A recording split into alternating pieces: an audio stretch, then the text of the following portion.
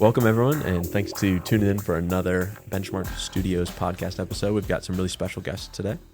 We've got Miss Passion, Miss Alanis, Mr. Falcone, and today we're going to specifically talk about some school topics. We're going to talk about what it means to be a teacher. We're going to talk about how to lead a classroom, and we're going to talk about some of the things that we love and some of the challenges that we face when we're in school. So the conversation is going to really be focused on anyone who's listening who's wondering what school's like these days, and what's a teacher's life like, and how can we improve the system that we're all involved in. So all I'm going to do to get us started is just ask that each of us go around and say our names, and then say where grade we're in school and where we're going to school, or in the case of Mr. Falcone, what you teach, what your background is. So Passion, I'm going to start with you. Just name and where you're going to school and what grade you're in. I'm Passion. I am a sophomore in McCaskey East. Cool. Alanis? I'm Alanis. I'm a sophomore in McCaskey JP and East. Good. I'm Mr. Falcone. I'm a social studies teacher. This will be my 5th year teaching, I think. And I teach 7 through 12. Yeah. And what school do you teach at? Oh, yeah. Burley Academy. Excellent. And that is the alternative education school for School District of Lancaster. Excellent. So, Mr. Falcone, first question we're going to toss out. What got you into teaching? Like, how did you decide you want to be a teacher? Oh, that's a good... I've had this conversation with you guys, if you remember. I graduated from college in 2018 with a economics degree, and actually went to work in importation out in Philadelphia. So I lived in Philadelphia for about a year and a half. And I was good at what I did, but I hated it. And as I was working there, I started thinking, like, I really want to give back to my community. And I have always had a passion for history and government. So I thought, might as well go back to school and get my teaching cert, which I did in I went back in 2019 during the COVID years. Mm-hmm. I actually student taught at Manheim Township, got my cert in 2021, subbed around for a little bit until I finally found my place at Burley Academy. Excellent. And you've been there and you enjoy that. What is it that you enjoy about teaching? I really like... with teaching, I really like getting to know my students, figuring out what their likes, dislikes are, what makes them passionate, and then being able to incorporate that into my lessons. Yeah. I'm going to ask each of you to respond to this question. So we'll just go down the line. I want to know what each of you think. What makes a teacher a good teacher? Well, what I think is that someone that takes the time out of like through all the students to focus on like what you need personally, like with help in school, someone that doesn't give up on you easily in class, like a kid says, oh, I don't want help, but they really do. Mm-hmm. I think that you should just take the chance on trying to help them even though they state that they don't want help. Thank you. That's good. Lonnie's? I agree with Passion because not every student learns the same. Me personally, I can't learn that fast. Like I'm not saying I'm dumb. Yeah. I'm pretty smart, but I just can't get it the first time you say it to me. I can't understand it. Mm-hmm. So I need a little bit more help than probably other students need. Yeah. Both of you are talking about like individualized education. Yeah, so they think just because they sit there and just tell everybody the same thing, everybody is going to understand it. No, that's not how it works. Or like if they, instead of just like sitting there and just handing out papers, like get up and actually like stand in front of the class and show us how to do it. Mm-hmm. Okay, I like that. Mr. Falcone, what makes a teacher a good teacher? I think for me, and something I try to live every day when I'm in the classroom, is patience with all students, because you never know what students are going to come into the classroom with. Just being patient with them and compassionate. Mm-hmm. I think if you got both of those every day, you're going to have a pretty good time. Mm-hmm. So we remember, I'm in agreement with everything here. We remember the good teachers, yeah. But we also remember some of the teachers that we didn't like so much, or where we didn't succeed. So just for all of us who are listening, what are some of the things that you remember? It's like, this was not a good teaching moment. This did not go well in this classroom. Someone that just was there, like you're just there, you're not helping. Someone that rushed through the class instead of taking the time to teach, just trying to like get the class over with. I don't really like things like that. Okay. I have another follow-up question for that. But Lonnie, what do you think of the things that... I have a certain teacher right now. Okay, don't say their name. Yes, but you can describe them. But literally, I go into class. Everybody goes in their seat. He just has whatever we're going to do in Schoology, and then we do it. And then the next day, we might have a test, and we don't even know because he doesn't tell us. Like, we just walk in. He has it on the board. We do it. That's it. We barely talk during the whole period. We don't do nothing. We just go in, watch the video on our iPads. We go to the next period, and then that's it. We don't learn nothing. It's either books or iPad, and I hate working with my iPad. Like, you don't understand how much I hate it. You don't like it, even though iPads are like everywhere. Yes, it's to the point where I swear that when I used to be in Burley's, I learned like 4 times better than me being in a regular school. And that's what teachers don't understand. They think just because they want to go to a different school is because they just don't want to do the harder work. But it's not that. In Burley, they take the time to actually teach you. In McCaskey, don't get me wrong, there's some good teachers, but there's certain teachers that don't really. They just go in to get paid, and then that's it. Okay, I have a good follow-up question for both of you because I hear something similar. But Mr. Falcone, I got to hear from you first. What are some of the things that would reflect not good teaching? Yeah, it's really disheartening for me to hear the teachers just go in. Because to me, that's like the joy of teaching, not just making my lessons. And I had you both as students when you went there. Part of the joy for me was walking around, watching you guys create new ideas, learning new things, getting that aha moment. That's what keeps me coming back when I watch students. I'm teaching something, they feel like, oh, this makes sense. I understand what I'm doing now. So to hear that you went back to the school district of Lancaster, and there's some teachers who don't put the time in that we used to put in. Now, something that drives me, and I'm going to relate to when I went to school, is I had a lot of teachers who, if I had one teacher, and sometimes I'd have difficulty, if I just had that one teacher just step out and be like, hey, what's wrong? Come talk to me. That would have really helped me out. And that's something I try to remember. So if I ever see a student with those difficulties, I try to step out and be like, what can I do? What can I help you with? Mm-hmm. Like, I want to help you. I want to see you succeed. Mm-hmm. We're going to talk a little bit more about the times that you all have spent in the classroom together, because that's what I want to do with some of our time. But I need to ask specifically, Passion and Lonnie's, how do you know when a teacher, you both talked about teachers who aren't really in it for a variety of reasons. How do you know that they're not in it? Because I imagine they probably come into work thinking that they're going to do a good job today. They probably didn't show up for school being like, I'm not going to do a good job teaching today. So how do you figure out that they're not really in it, or they don't really have what you call good teacher skills? Me personally, I can feel like, I think that might be like a little different, but I can feel like the tension in there. Like, you can see like every kid with their head down in my specific class. And it's just like, the teacher's not saying anything. You let them put their heads down. You're not explaining anything, so they're just getting bored of the class. They don't understand what we're doing. And I just think that, like, the tones that teachers speak with, you can tell if they enjoy their job or not. Mm. You can see it in their face if they enjoy, like, teaching or if they enjoy just being here in general. You can pick it up. Like, sitting in the classroom, you can feel. Do you agree with that, Lonnie? You could pick it up? The energy they welcome us in the class is like different. It's just like he like they don't even really say anything. They just be like, "Oh, here's this.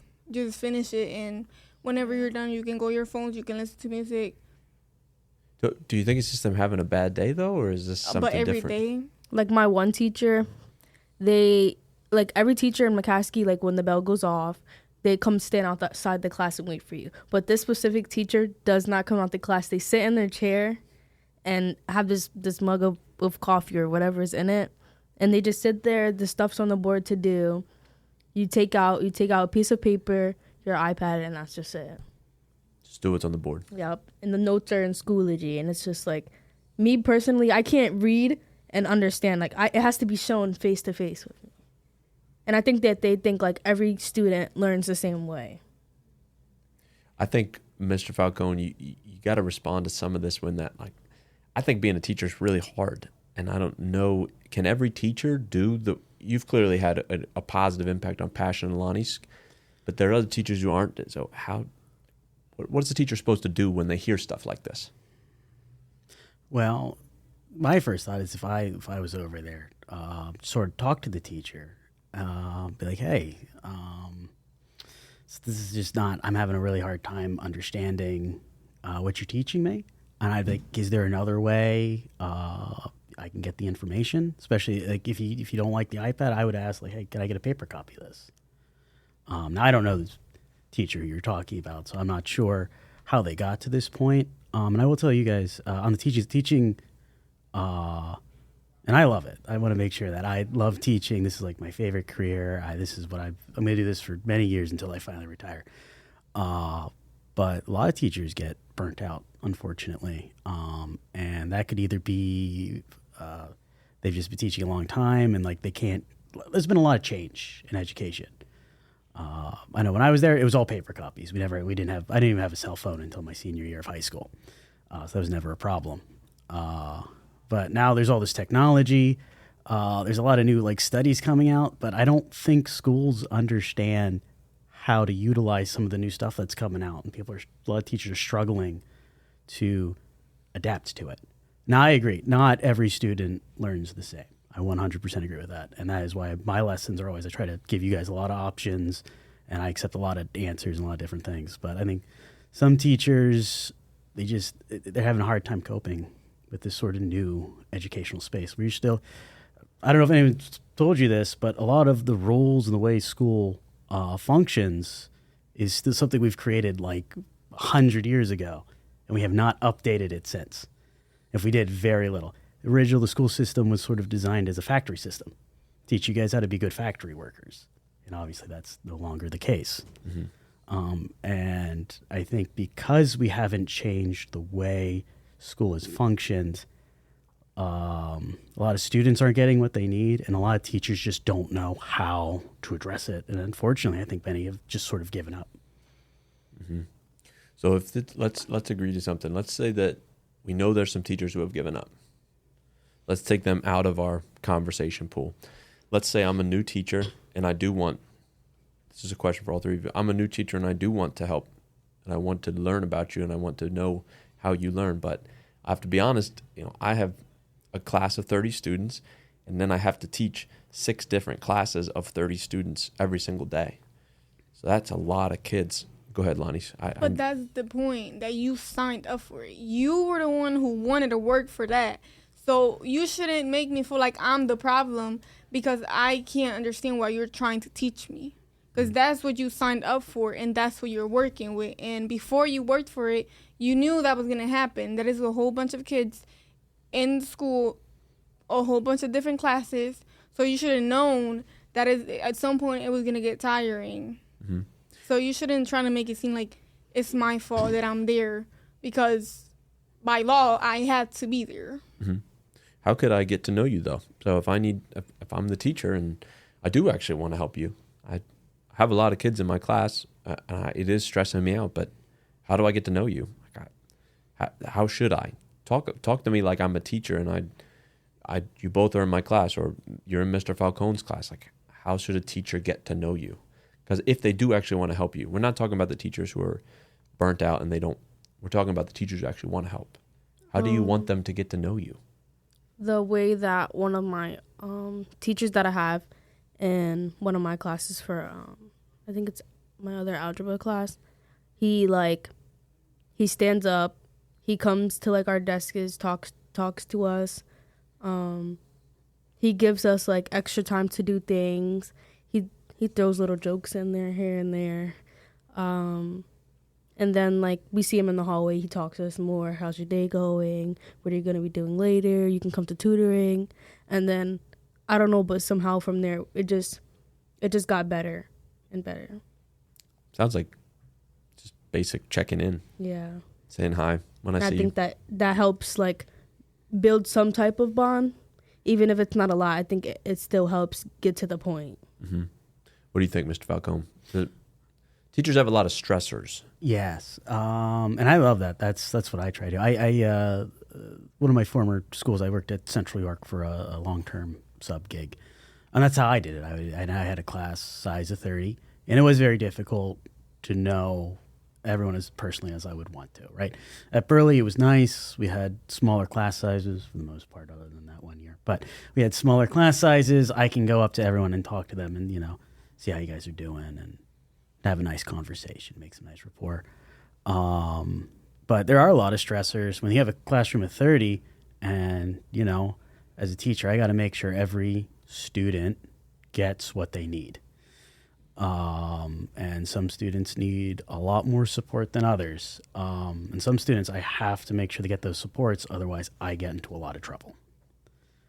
And then that's a whole other level in the classroom. And I want to talk to everyone, but I might have to talk to this one student way more than the rest. Now, there's other ways around that, like going into the hall. That's why I try to be in the hallway and just talk to students as they walk by. It's such an easy thing. Morning, how you doing? What's for lunch today? What are you doing on the weekend? Do you have how was your job? That sort of stuff. But yeah, in the classroom itself, during those, in some schools, you have an hour and a half in every classroom. In others, you only have 45 minutes. And during those 45 minutes, you got to try and get as much as you can. Mm-hmm. Passion and Lonnie, if you are the teacher now, and you know who you are, you know what students in your classes are like, what's the best way to get to know kids, especially if the kids don't want to be in school in the first place? I'd let them just like take some time to get like themselves comfortable, and most kids will most likely, if they want to have like a bond or talk more, they'll come to you. Mm-hmm. So either I'd let them come to me, or I'd go out and do little things to try and like make it easier for them to want to talk. Mm-hmm. Okay, that's good. Lonnie, what do you think? I have this one teacher, which is my last period teacher, and he's my favorite. And he's the teacher that if I ever become a teacher, I would want to be like him, because there's like, in my last period, there's different type of kids. There's bad kids, there's good kids, shy kids, people that don't speak English, and he learned how to get to them in every different way.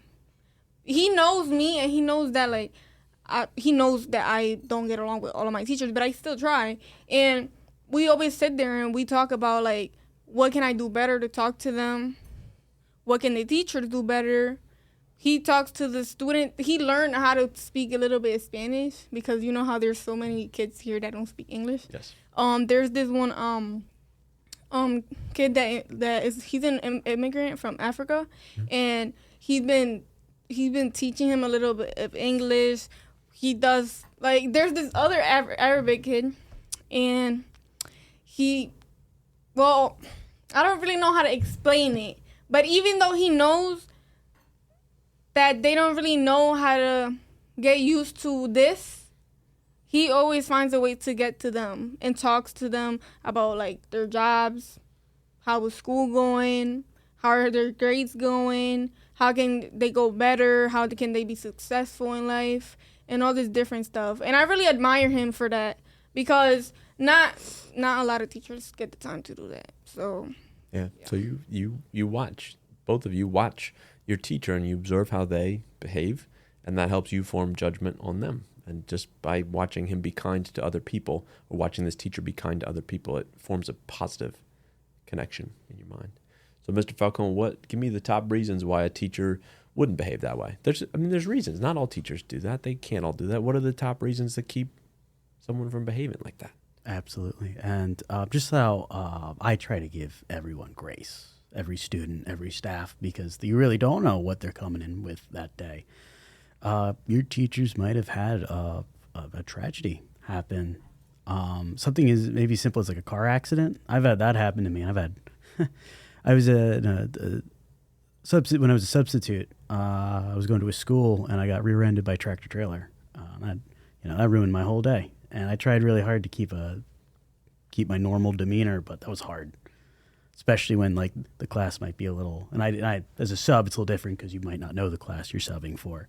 But you're trying to keep your calm. You don't want to yell. But like if class was going a little crazy and you had a really bad morning, that might come out. It's hard. We're human. Yeah. We're all humans. But maybe they're going, like I said, they might be going through some personal tragedy. Maybe they're going through financial troubles. Fortunately, Pennsylvania is a very nice state. They tend to pay especially in the Lancaster area, they tend to pay their teachers relatively well. But that's not the case for a lot of teachers around. I don't know if you guys know this, but like teaching is, like I said, really hard. But it's also not as respected as it should be or as it used to be. And we got to carry that around with us. And I try to don't let any of that stuff affect me because I'm here for the students. I'm here for you guys. It's pretty much why I got into teaching. But some teachers might barely be able to pay rent or have enough food to eat. Or maybe they've got a sick parent or a sick child. And all these stressors, if they keep happening again and again and again and again, you might have a couple of teachers who just finally go like, well, I'm gonna ride this as far as I can, and then when I can't ride it anymore, I'm out. Does that make sense? Real people, real problems. I want to ask about tests because teachers get graded too, right? Oh yeah, teachers get graded on how we do as students on our tests. So, do you both feel like the teachers are? What do you feel is the impact of the standardized tests? You're both going through Keystones right now, like Keystones exams stuff. How do you feel about standardized tests? I'm going to ask you too, Mr. Falcone. Like, they happen every year, and teachers feel pressure to make sure you can do well on those tests because that's part of how they get graded. So, what do you think about these standardized tests that everyone has to take? I think that it's good for us to be doing this like every year, basically. So that way they can understand where we are and headspace if we need to be in the same spot again or a little bit higher or maybe a little bit lower. But I do think that also like it needs to be like the way they teach. I think that they explain it one time and we get it. So for me Passion, I think that it needs to be repeated, like maybe like 2 times, maybe 3, for it to stay in my head. But overall, I think that I understand why they do it, to see where we are, and to try and understand like if we are where we're supposed to be, in the right state of like mind or in the right grade. Yeah. So you get it. You're willing to do it. Yeah. I might not like it, but. Yeah, no, I don't know if anyone likes getting tested, but what do you think is the influence of these big standardized tests that we all have to take? Today on my lit test, I had a substitute because my teacher was giving birth this weekend, and he was being that's what I mean. He came in with positivity. He was in the hallway talking to us when we were about to get in the class. During the test, he would come and be like, "Is everything okay? Do you need anything?" He would check up on us. And that helped me a lot. Because when he would see that I was struggling, he would tell me I could get up, stretch a little bit, because it's hard just sitting there all morning, just sitting there doing a test, just looking at a paper and reading. And that helped me a lot. I think I really did a good job in my Keystone today because of the way he was being so. How can I say? You said positive. You said he's being positive. He was being supportive. And when I was done with my test, he was like, "Do you make sure you did everything?" And I would say yes. And then he would be like, "Great job. You really did a good job today." And then that made me happy because I don't really hear that from every teacher. I don't feel that way with like all my teachers because they don't really. Yeah. There's like 2 of my teachers that I actually feel like I could go, and other than just school, I can open up to them and like talk to them about something else. Yeah, 2's good. You've Got two, but I think what you're saying is just the impact of some positivity, even from a substitute on a testing day, made a big difference to you. Yeah, and I just like Passion said, like I do know, even though it's irritating, them tests are irritating, really bad. I do understand what it's for, even though I don't Yeah, you get the ultimate enjoy reason. it. Yeah. So from a teacher's perspective, They're also very annoying. I agree. So state testing is very important for a couple of reasons. I think in a perfect world, they would only be used to sort of see where you're at and where you should be next year. And they would be great for that. So, of course, these standardized tests, which if the Keystones, every high schooler, and the PSSAs, every middle schooler have to take throughout all of Pennsylvania, and every state, other than Florida, so they got rid of theirs completely. So every other state has their own version of those. The other part of that is that depending on the scores, if they are too low, the state itself, Pennsylvania, could step in and come to the school and be like, what is wrong? Why are these scores so low? And they might penalize the school district based on those scores. And that could be anywhere from, well, usually it's your scores are low. Okay, then you don't get funding from the state, meaning the state will give less money to the school to support its students. Which I have a very big problem with, because you would think it'd be the opposite. Low scores, we should give them more money so that they can better support their students, but that's unfortunately not how it works. The other thing is right, I have a boss. The principal of the school is my boss. And if scores are low, now social studies isn't a tested subject, so often I'm left alone, but if I was an English teacher or a math teacher, another one of those stressors, administration might come in and they might say, these scores are too low and this is your fault. Which could affect things like raises, which could affect things like having your contract continued the next year.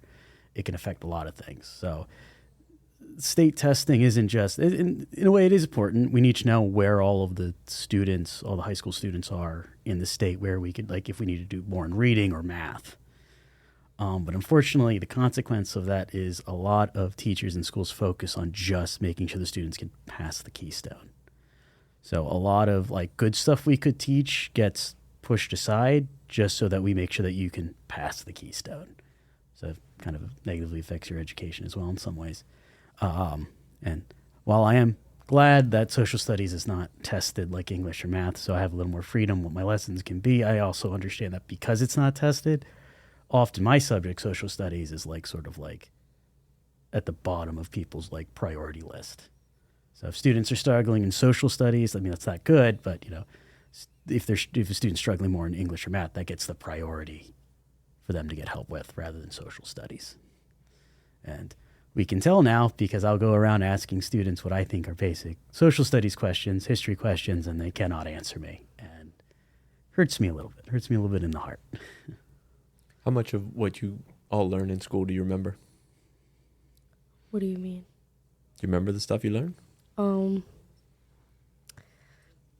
A little bit. I think I don't remember too much of it because it was so make me feel old. It was so like kind of like a long time ago. But I think that I can remember if it's brought up. Mm-hmm. Not off the top of my head. Mm-hmm. How far back can you remember of school stuff? Do you remember the stuff you learned last month? Do you remember stuff you learned Yeah. at the beginning of the school year? Yeah. Okay, that's cool. Lonnie's? What do you remember from? Well, in my opinion, I kind of survive from old stuff that they teach me like I survived with that stuff in McCaskey, and then with the time I start adding up, and that's how I learn more. But more like I remember. I can't say I remember all of it because I might not even remember this in a week. But most of the stuff that I know, I know it from like because lately I haven't been able to learn nothing. It's been too much going on in school. It went Keystone because the teacher's being like really like how can I say this? Stressed about the Keystones. Yeah. So they haven't been really teaching a lot. They just been trying to review stuff and some of that stuff I never learned. So you spent some time in Burley as an alternative education program, and then you came back to mainstream McCaskey. yeah. Passion, you did too. So you're saying you learned a lot when you were in a smaller classroom with Mr. Falcone and other teachers, and it's tough to bring that back to the regular school and then Yeah, try and learn that way. because when I got sent to McCaskey again, I was just lost. Like, I didn't have no friends. I didn't know no teachers. And the teachers didn't even get the time to know me neither. So, literally, my freshman year, when I went back to McCaskey, I didn't learn nothing. I lost my passion to go to school. I didn't really want to be there. It was just draining. It was McCaskey. I don't really got a good experience with McCaskey. It's a bigger school. Yeah, and a lot of students, a lot of drama. It's just a lot. A lot of drama at school, you think? I think there's a lot of drama in school, but not for me. It's good. As long as you know how to not hang around or entertain it, you're gonna be fine. But it's still annoying. Just like, I think you can hang around with the people that are in drama and still keep yourself out of it. yeah. You sense a lot of that from the teacher perspective? Do you sense the pressures that students are facing in terms of the drama? Is that at your school? Like Everywhere, absolutely. Because there's I get there's a need to want to fit in, and that should be part of school should be teaching us how to fit in appropriately and stay out of the drama. But with so many students, it gets very difficult to try and manage it and control it. But also, just in general, just speaking in general here, there's often a lot of drama between teachers as well. Which makes it very difficult to serve the students. And often that drama can, there's drama everywhere is what I'm trying to say. Passion, Lonnie, are there any teachers that you have that you feel like have similar life experiences to you?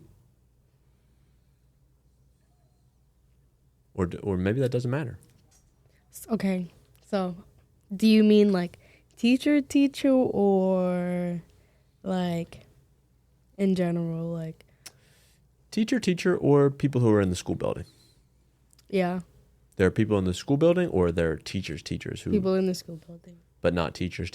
No, I think that teachers, they like. Do you mean like similar to like me? Yeah, if you talk to them, you would feel like, oh, they went through similar life things that I went through. I don't think that we have like things similar, like from teachers, but from teachers in the school building. Yeah. People who are support staff, like Yeah. helping out. Okay, Lonnie, what do you think? Any teachers that if you talk to them, you'd be like, wow, we went through some of the same stuff. Well, I never really talked to a teacher and actually relate to them because I never had the bond with them. So, but I will say that like the staff and stuff, because I feel like staff or like the hall monitors, they take their job more like mentors. Yeah. And teachers they're just there to teach. So that's why I feel like staff. I would relate more with the staff because they're the ones that actually check up on you. When I be walking, even if it's a staff that I don't know, they still be like, "Hey, how are you doing? How is your day going?" They always ask, even if I don't know the staff. They still ask because they feel like that's their responsibility to do, and I love that for them because I don't really get that a lot. May I ask a question to you guys? Did you feel like the teachers at Burley were you able to relate to us at all? Or do you still, yeah? Yeah. All, if not all the teachers, most of the teachers? I think that even if I wasn't able to relate to you guys, I think that you guys still understood where I was coming from. Even if you couldn't relate, you still felt the feelings that I felt, even though you didn't know everything. Okay. Well, I'm glad we could do that. That's something I set out to do every day. And do you think your teachers at McCaskey could relate to you if given the right supports in the classroom? I think that they could understand. I don't think that teachers can understand where a lot of kids are coming from. But I don't think they can relate from where a lot of kids are coming from, but I think they can understand Okay. parts of it. And I understand, because I grew up I was born here in Lancaster, went to school here, pretty much grew up here for most of my life, other than a quick stint in Pittsburgh when I was a very small child. And I absolutely recognize that life as a kid today is in many ways more difficult than when I was a kid, when I went to high school. In fact, I sometimes look back and think, wow, I had it pretty easy. But I talk to a lot of students, I'm sort of like, wow, that's a lot of difficulties today that you guys have to overcome. And it should be, I think the school teachers, staff in schools, that should be part of our curriculum now, just sort of helping students overcome a lot of the difficulties you guys gotta go through.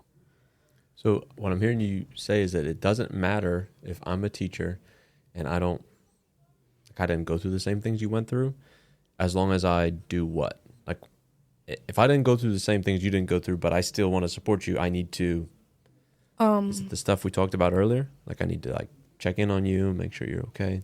Yeah, you should check in. You should at least take thought into how I'm feeling that day or in general, to understand, if I don't want the help, then you could, if I don't want help, me personally, if I don't want help, you'll understand that. But I think that you should still try your best to do what you can, even though you can't relate to everything that I'm going through or have been through. Okay, that's good. Lonnie, what do you think? You agree? Even if I don't have any of the same background as you, we went through different things, if I just do what Passion said, I can still build a good rapport with you? Yeah, because when me and Passion talk, I didn't go through everything she did, but I still like to sit there and listen to her. And even though I can't relate, I like to just sit there, because when when anybody's having a bad day, all they want is to sit there and talk about it. Even if, sometimes you need time to process what you're talking about, but just sit there and be able to talk, and having somebody there to just listen to you and not just sit there and then think about how they're gonna judge you, or just flip it into you, make you think you're wrong, or the way you're feeling is not valid. Yes. So Yeah, I can see how that would put some distance real fast. What I say is, when you guys come in and you feel what you feel, I think it is valid, irregardless. And for me, it's always do you want to talk? Do you need help? And if a student is nah, I just want to be left alone, I'm like, okay, door's always open. There are other staff here. If you would like to talk to them instead, let me know. We'll see if they're available for you to talk to. And I'm more of just let me know. And I think any teacher, and especially new teachers, that's something that they really should be thinking about, that, just like how I said, teachers, you don't know what's going to be, you guys, we don't know what you guys are coming in with from outside.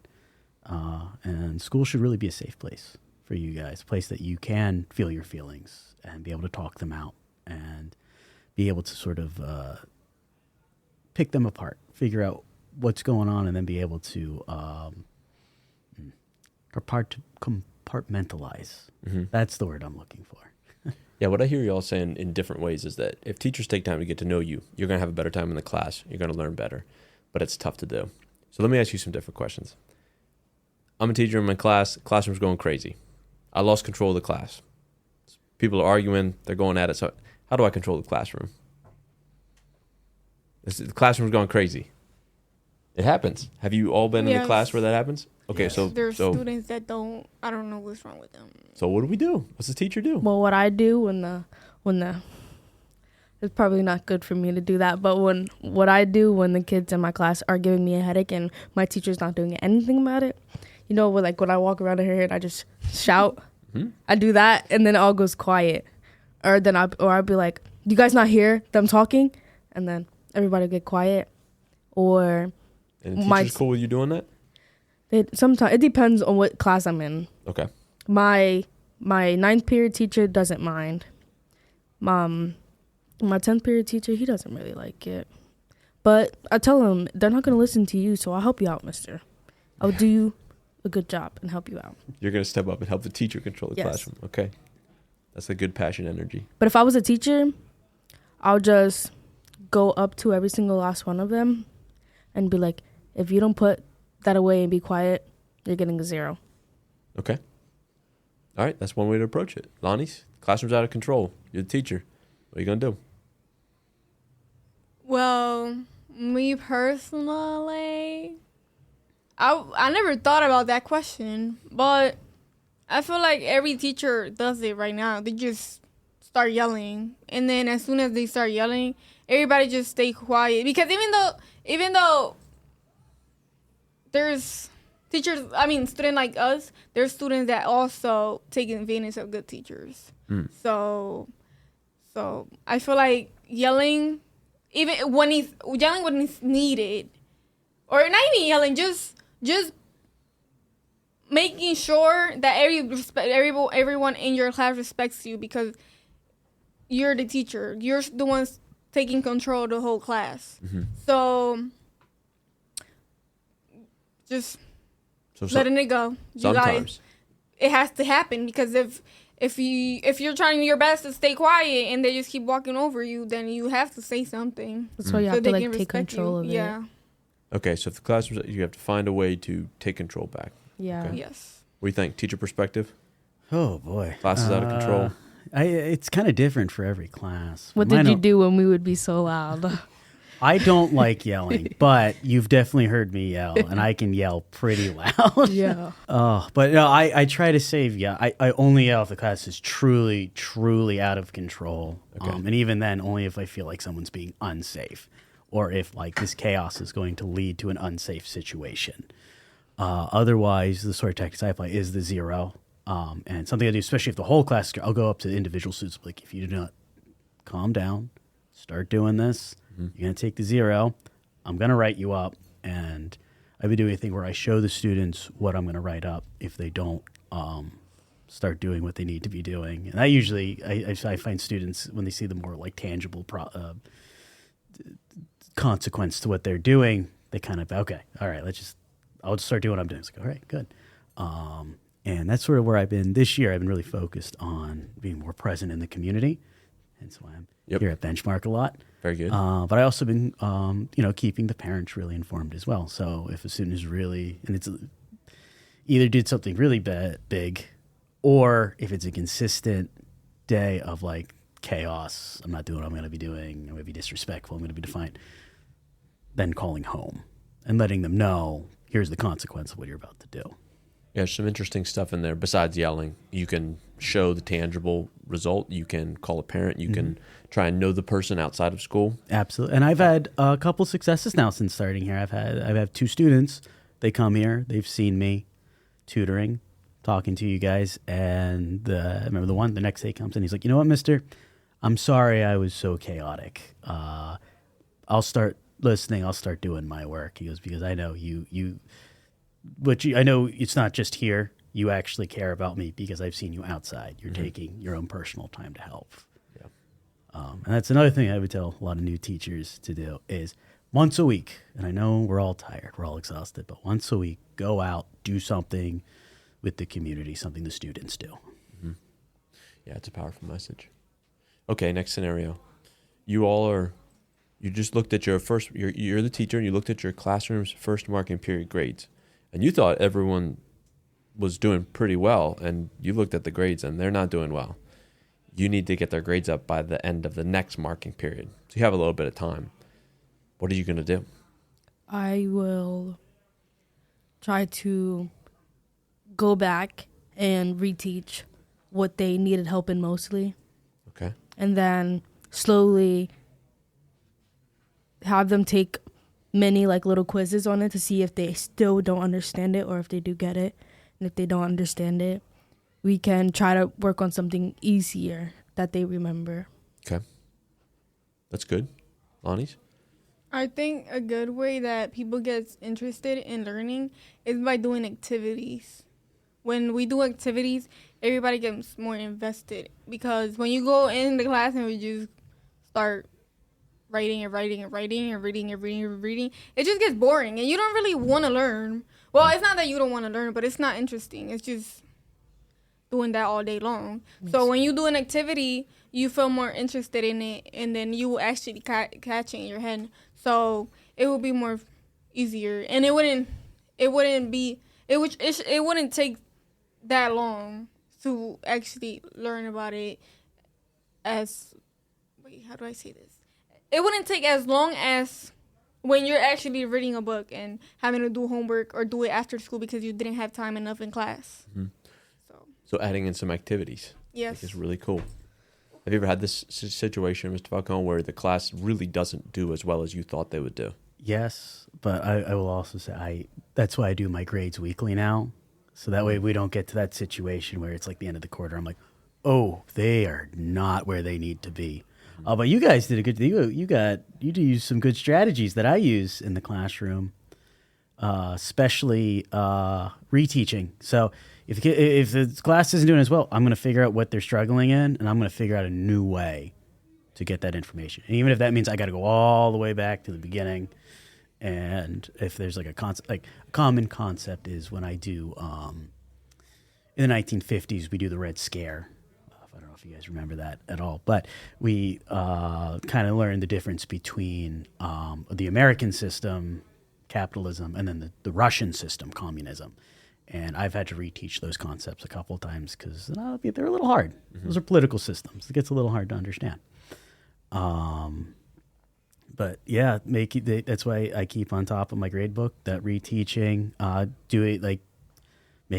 giving them activities that are more, maybe they're not more fun to me, but just more engaging, more not like you said, reading and writing is important, but also at the same time you got to go in, maybe there's like a fun debate you can do with the activity, or you could do artwork, or you can make a script on something, do a play, or maybe there's a cool movie that I can show a scene with, and then we can discuss that scene as a class. Mm-hmm. Yeah, there's a lot of good content you all have brought up. All right, I have one more question.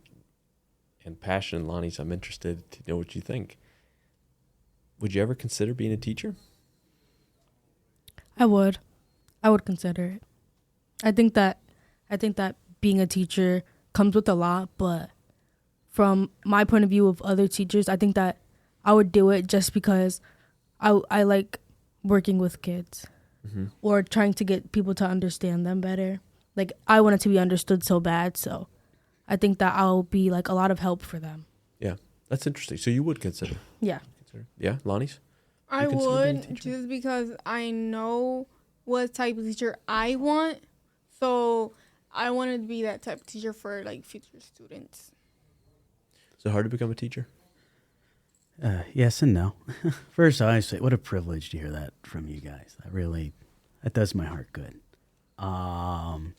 Yes, it's a little hard to become a teacher because it's you have to do 4 years of college, and that's the difficult part. You'll do it? Yep. You do it? I'll do it. It's a lot. And then beyond the 4 years of college, then what? Oh, beyond the 4 years of college, you have to continually be going to class. And this isn't, I'm not even counting what you got to do in school with the lesson planning and making tests. Like your first 3 years of teaching are probably the most difficult. If you can get past those first 3 years, it's a dream. You're making me scared. I don't like hiding anything. I want you to know the God's honest truth. Once you get past those 3 years, you got all your lesson plans written and all your tests ready to go, and you're in a nice school, or you're in a school that you've been for a while. It is a dream. It is very easy, and then you can focus on the things you really want to focus on. I had a point, and it's gone. I think we can end on this idea that no matter what both of you choose to do professionally, it's going to be hard. But if you are interested in becoming a teacher, I think you would have the ability to fix a lot of the things that you just talked about today. I think you could do it differently. And I think what would be really powerful is you both would be the kind of teacher that would look at students and say, I have been what you've been through. Like, I have been I've done that. That happened to me too. And you said you have people in the building who you do feel like you gave good answers. to how teachers could get to know you better, but you could be the person. And That's really cool. as someone who's in education, I can say those kinds of teachers are invaluable, and we need way more of them. You'll see me soon. Good. If you let me know. I will gladly support you where I can. Yeah, I have a couple ideas that I'm working forward, but we can save that for the next podcast we do, because there will be a part 2. Good. We'll do a part 2. Passion, Lonnie's, Mr. Falcone, thank you for coming today. Thanks for our audience for listening, and tune in for our next episode coming up in the future. I'm Passion and I like pizza.